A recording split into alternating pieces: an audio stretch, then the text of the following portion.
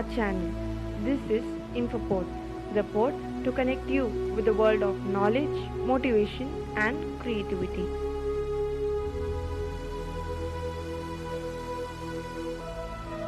Hey guys, you wanna know something mind-boggling? We all are moving at a whopping speed of the order of about 1,000,000 meters per second. But wait a minute, you were just resting on your couch pretending to watch this video. The velocity is 0. But how do you know that? You can tell because none of the things in your surroundings are moving. You are just at rest with respect to those objects. They are experiencing the same things that you are too, and hence you can't tell the difference. But what's that supposed to mean? If we take the Earth as the reference frame, we are at rest definitely. A frame of reference is formally defined as an abstract coordinate system and a set of physical reference points that uniquely fix the coordinate system and standardize the measurements within that frame. There is no absolute frame of reference, every frame is relative. However, we are aware of the fact that the Earth rotates about its own axis, it revolves around the Sun. How did you figure something like that out when a perception clearly tells us that we are at rest? Well, guess what? They couldn't tell it apart at first.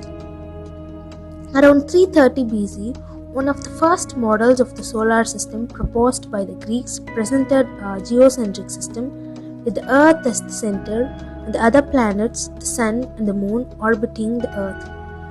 Ptolemy came up with a system that clarified the misconception of other planets revolving the Earth. However, there was ambiguity in the motion of the planets which flustered the people, leading them to attribute superpowers to the planets. After a while, Copernicus established that all the planets were revolving the Sun and proposed that the Earth has 3 motions: daily rotation, annual revolution, and annual tilting. Thereafter, many theories were proposed purely based on observation until the scholar Isaac Newton proposed the theory of gravitation in the 1700s, and theoretically proved that the orbits of the planets around the Sun were elliptical. However, even his theory wasn't on the dot and was rectified by Einstein's general theory of relativity. Keeping aside the revolution of the Earth around the Sun, its spin about its own axis was only demonstrated experimentally during 1851 by Foucault's pendulum. It was also this experiment that helped verify the time it takes for Earth to complete one rotation about its own axis. So I guess we have steered clear through the Earth's rotation and revolution.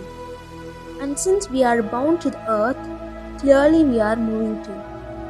Assuming we are at the equator, the velocity we possess due to Earth's rotation is about 450 meters per second.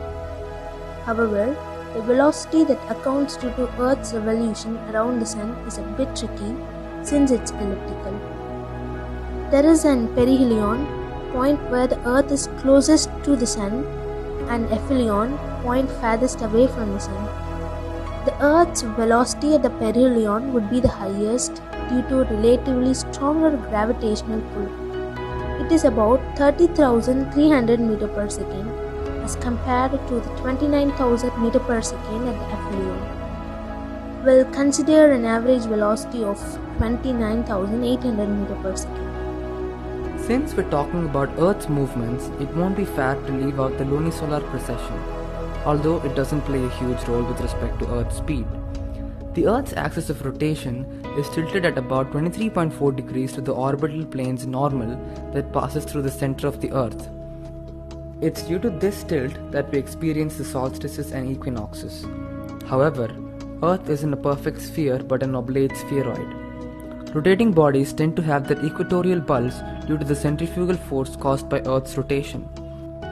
Due to this, one half of the bulge is closer to the Sun and experiences a greater gravitational pull, which leads to a net torque. Also, the Moon provides a net torque due to the proximity of one half of the Earth compared to the other, and hence the name lunisolar precession. Nonetheless, this net torque is ever so slight that it takes about 25,722 years for Earth's axis to trace a circuit, as depicted by this beautiful animation. There are a number of observable effects due to this precession. As the poles shift, there is a gradual shift in the apparent orientation of the star field as viewed from a fixed location on Earth. In fact, Greek astronomer Hipparchus discovered the precession in 127 BC due to the apparent shift of a star's location. Another observable effect is that solstices and equinoxes occur earlier, and the periods of the different seasons are indefinite. We've described the Earth's motions, but what about the Sun? Is it at rest or is it in motion? Even if it is, how on earth would astronomers find this? Keep on pondering about that. Until next time, stay tuned. This is InfoPod signing off.